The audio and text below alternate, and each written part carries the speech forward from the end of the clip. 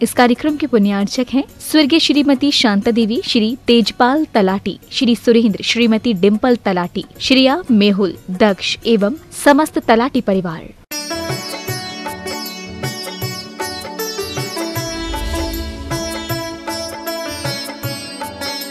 हिंदी आशीर्वाद सी है, अंग्रेजी एक आफत है। हिंदी मातृभाषा है, हिंदी मातृभाषा ही नहीं, हिंदी हमारी विरासत है। बिछड़ जाएंगे अपने हमसे अगर अंग्रेजी टिक जाएगी, मिट जाएगा वजूद हमारा अगर हिंदी मिट जाएगी। हिंदी हृदय की भाषा है, जिसकी वजह से हमारे शब्द हैं, शब्द हृदय से निकलते हैं और हृदय तक पहुंचते हैं। हिंदी दिवस है और हिंदी दिवस पर आप एक घटिया समाचार सुन रहे थे। अंग्रेजों की पैदाइश जो अधिकारी है ना, अंग्रेजी में ही निकालते हैं सारी परिपत्रक और डिजिटल रूप से वेबसाइट पर ही पहुंचते हैं। और ऐसे में ये भी पता नहीं पड़ता है कि कब सम्मेद शिखर पर आफत आ रही है, कब गिरनार पर आफत आ रही है। और अब खजुराहो का भी नंबर दिख रहा है। खजुराहो के लोगों तक को पता नहीं है, छतरपुर जिला के लोगों तक को पता नहीं है। और जो बड़े बड़े नेता लोग हैं, बड़ी कंपनियां, बड़ी सभाएं हैं, उनको भी कोई पता नहीं है कि क्या होने वाला है।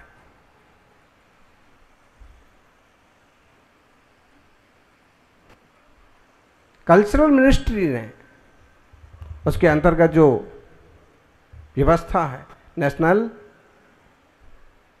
मॉन्यूमेंट अथॉरिटी, और खजुराहो की जो 3 प्रसिद्ध प्राचीन दिगंबर जैन मंदिर हैं, उनका भी अधिग्रहण करने की बात कही है। मतलब वो भी सरकार के अधिकार में होंगे और अपनी मन मर्जी से उन्हें जो करना होगा वो करेंगे, ना करना होगा ना करेंगे। जैसे कि पहले 2 जैन मंदिर, वहाँ दिगंबर जैन ही मंदिर हैं, सारे बुंदेलखंड में दिगंबर जैन ही है, पूरे देश में दिगंबर जैन ही हुआ करते थे कभी।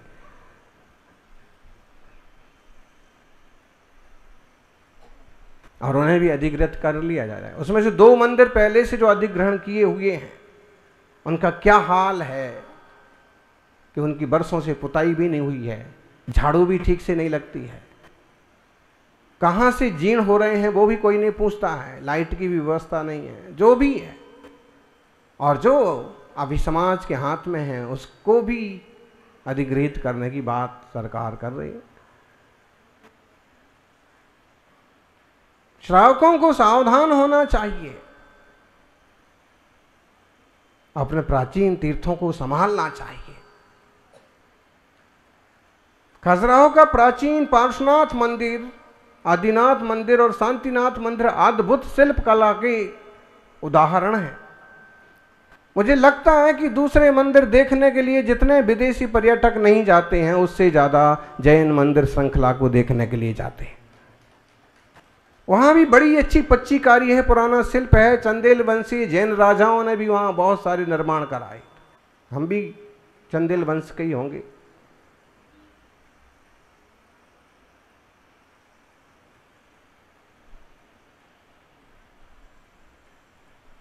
एक सम्राट यशोवर्मन हुए हैं, जिन्हें बाद में मुनि बनने पर गोल्लाचार्य नाम प्राप्त हुआ। हमारे पुरखों की पीढ़ी शायद वहाँ से चली आई। तो बुंदेलखंड में खजुराहो की अपनी एक बहुत बड़ी विरासत है। और भी बड़े सुंदर और प्राचीन तीर्थ हैं।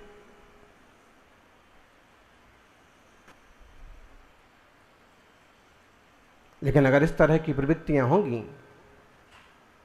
कभी हमारे भाई ही हड़पेंगे, कभी सरकार हड़पेगी, कभी अन्य संप्रदाय वाले हड़पेंगे, तो क्या हाथ लगेगा, क्या बचेगा?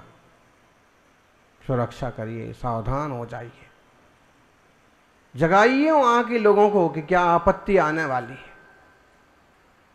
शिखर जी पर जब सारी समस्याएं खड़ी हो गई, तब किसी ने वो कागज देखे कि ऐसा हुआ है।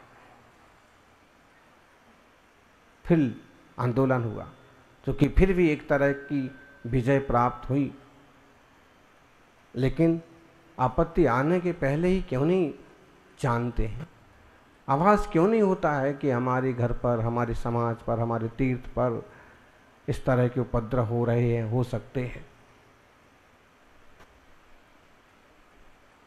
वो पत्रिका का, कल्याण पत्रिका, पर्यूषण विशेषांक, भूषण शाह का उल्लेख, वो भी तो एक बड़ा उपद्रव है। कल के दिन कोर्ट में एविडेंस बना करके वो तमाशे खड़ा कर सकते।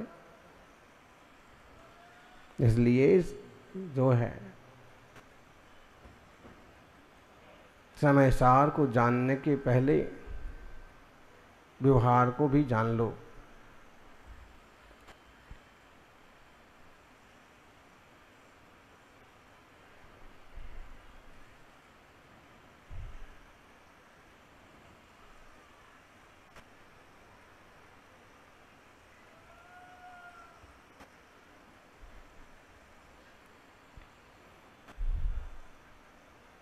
नए नए उपक्रम तो करना ही चाहिए,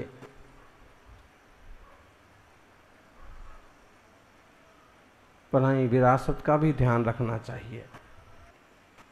है प्राकृत भाषा से अभ्रंश भाषा आई, अभ्रंश भाषा से हिंदी भाषा पैदा हुई। प्राचीन भाषा है, गूंजी हिंदी विश्व में, स्वप्न हुआ साकार, राष्ट्र संघ के मंच से हिंदी का जयकार।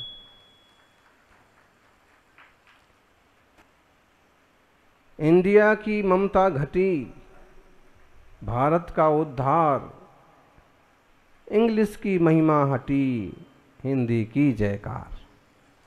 लेकिन हिंदी की जयकार तो तब हो जब हिंदी दिवस भी हिंदी में ही मनाया जाए।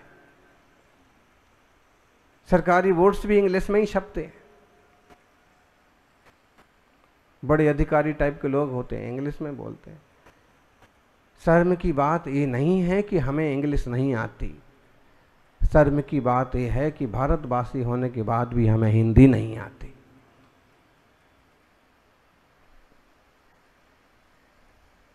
एक सच्चाई है, देश पर कब्जा हो गया, विदेशी लोगों ने कब्जा कर लिया। एक छोटी लड़की थी, उसको भी बंदी बना लिया, लेकिन उसकी अच्छाइयां, उसकी कला से प्रभावित होकर के राजा ने कहा कि तुम्हें क्या चाहिए। उसने कहा कि मांगूंगी तो दोगे। तो राजा ने कहा कि तुम्हारे देश को छोड़ करके जो मांगो सो दे सकते। तो लड़की ने कहा कि आप हमारी जो भाषा है, हिब्रू भाषा, हमें हमारी भाषा बोलने की छूट दीजिए, बस, और कुछ नहीं मांगते। राजा ने कहा ठीक है। और भाषा बोलने की छूट मिलने के कारण से उनका आपस में संगठन बना और उन्होंने अपने देश को स्वतंत्र करा लिया। जहाँ की जो भाषा होती है वो बहुत महत्वपूर्ण होती है, लोगों के मन पर राज करती है। हमारे देश की भाषा हिंदी है। राज्यों में अलग अलग भाषाएं हैं और बहुत सारे राज्य अपनी स्वतंत्र भाषा भी रखते हैं, लेकिन राष्ट्रीय एकता के लिए हिंदी सबसे पहले हो और फिर उस राज्य की भाषा का दर्जा हो। एक डोर में जो सबको बांधती है वह हिंदी है। हर भाषा को सगी बहन जो मानती है वो हिंदी है। भरी पूरी हो सभी बोलियां वही कामना हिंदी है। गहरी हो पहचान आपसी यही साधना हिंदी है। सौत विदेशी रहे न रानी यही भावना हिंदी है। तत्सम तद्भव देशी विदेशी सब रंगों को अपनाती, जैसे आप बोलना चाहो उसी बोल में ढल जाती। हिंदी प्राचीनता से आई हुई है। आज भी ढेर सारे शब्द ऐसे हैं जो प्राकृत भाषा की हिंदी में मिक्स है। अंग्रेज लोग भी बोलते हैं। चिल्ड्रन शब्द कहां से आया हुआ है? फादर शब्द कहां से आया? मदर शब्द कहां से आया हुआ है? मदर मतलब प्राकृत में आज भी मादर शब्द का प्रयोग होता है। मादा, मादर।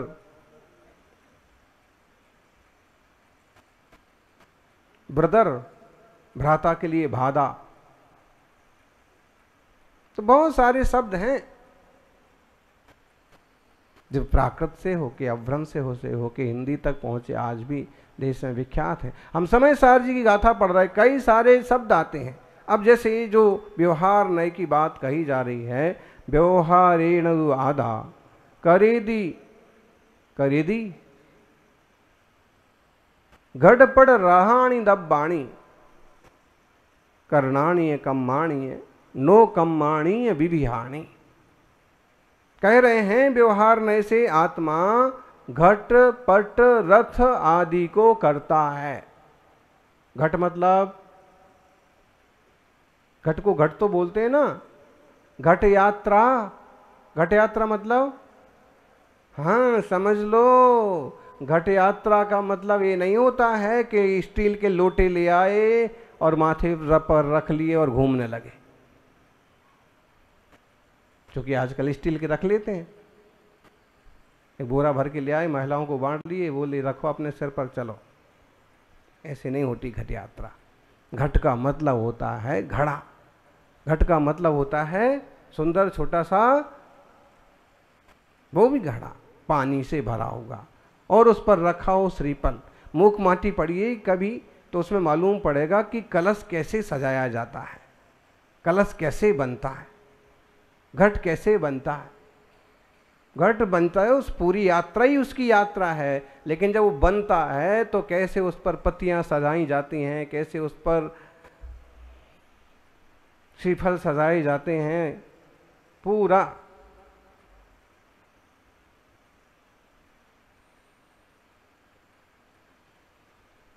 बाहुबली के अभिषेक जैसा सज जाता है कलश।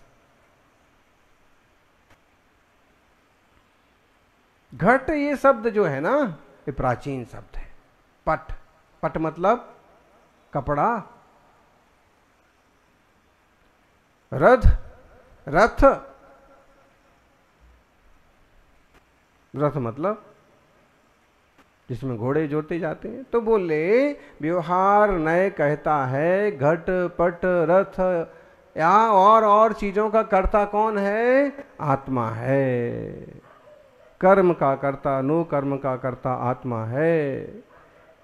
ज्ञानी व्यवहार से आत्मा घट पट रथ सोना चांदी हीरा मोती आदि सब चीज का करता है। इंद्रियों का करता है, शरीर आदि नो कर्म का करता है। ये सारी बातें हैं जो व्यवहार आसक्त बुद्धि वाले हैं या व्यवहार नय की बात कहने वाले हैं, वो कहते हैं कर्ता आत्मा है।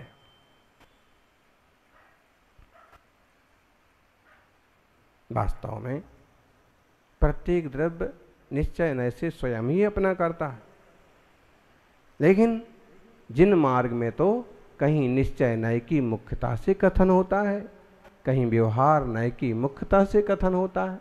वस्तु तो अनंत धर्मात्मक है और अनंत धर्मात्मक वस्तु को कहा नहीं जा सकता। एक साथ कहना चाहें तो कैसे कहेंगे आप? कहना है तो नयों के माध्यम से कहेंगे। वस्तु का यदि कथन हो सकता है तो स्यादवाद के माध्यम से ही हो सकता है। स्यादवाद के बिना तो लोक व्यवहार की भी सिद्धि नहीं बनती है। अगर घड़ा मैंने बनाया है, आपने ऐसे कहा, महाराज जी भी पूछते हैं, चौके में आए और पूछते हैं, आप थाली दिखाई तो पूछते हैं कोई वस्तु के लिए, ये तुमने ही बनाई है क्या? या फिर ये पूछते इसमें क्या क्या पड़ा है, इसमें क्या है?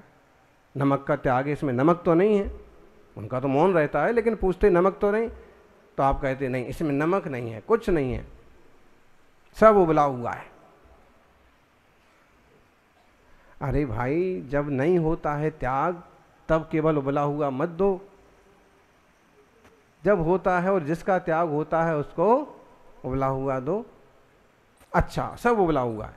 फिर महाराज जी कहते कि सच में नहीं है, तो आप कहते मैंने ही बनाया है, इसलिए मुझे पता है कि इसमें नमक नहीं है। किसने बनाई है दाल, किसने बनाई है साग, रोटी किसने बनाई है? इस व्यवस्था से, इस नए से ऐसा मानना पड़ेगा कि नहीं? बिना इसके, बिना स्यादवाद के, बिना नई व्यवस्था के तो व्यवहार भी नहीं चलता है। अब कोई निश्चयवादी कहने लगे तुमने कहाँ से बनाया? दाल ही आपो आप दाल रूप से बनी है। गेहूं की आटे की पर्याय अपने आप से रोटी के रूप से परिणमी है। निश्चय की बात ठीक है कि वह द्रव्य ही अपना करता होता है, लेकिन विवक्षा बस समझना पड़ता है कि अवसर क्या है और किस ढंग से कथन होगा। ऐसे कह रहे हैं, जैसो पर दब्बाणी करिजणीय मेण तम्मो हो जा जम्हाण तम्मो तेन सोणते सिंहवदी कत्ता। अभी जो बात कही उस हिसाब से स्वयं को परद्रव्यों का कर्ता यह व्यवहार है, परमार्थ दृष्टि नहीं है, व्यवहार है। हमने ऐसा किया, हमने वैसा किया, इस काम का करने वाला मैं हूं, ये व्यवहार है। निश्चय क्या है? यही व्यवहार है। तो और ये व्यवहार क्यों है? तो कह रहे हैं यदि जैसो पर दब्बाणी, जई जई शब्द का प्रयोग करते हैं। यदि के लिए कई लोग जई शब्द का प्रयोग करते हैं। यदि यदि वह पर द्रव्य जैसो पर दब्बाणी करिजणीय मेण है। 99 नंबर की गाथा, 99 के चक्कर में तो बहुत पड़े हैं। अब 99 नंबर की समय सार की गाथा भी पढ़िए।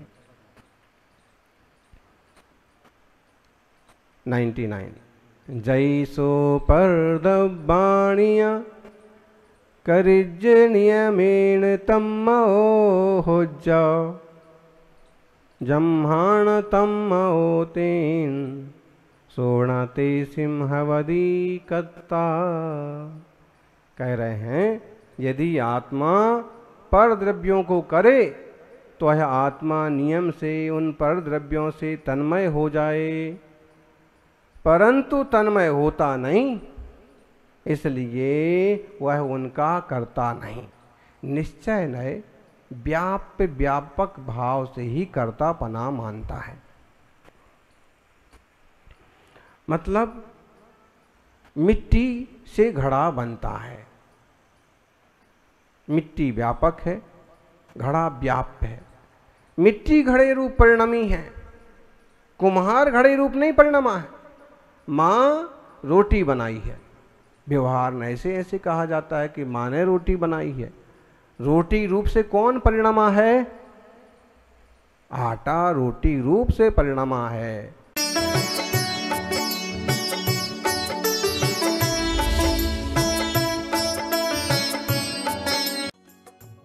इस कार्यक्रम के पुण्यार्चक थे स्वर्गीय श्रीमती शांता देवी, श्री तेजपाल तलाटी, श्री सुरेंद्र, श्रीमती डिम्पल तलाटी, श्रीया मेहुल।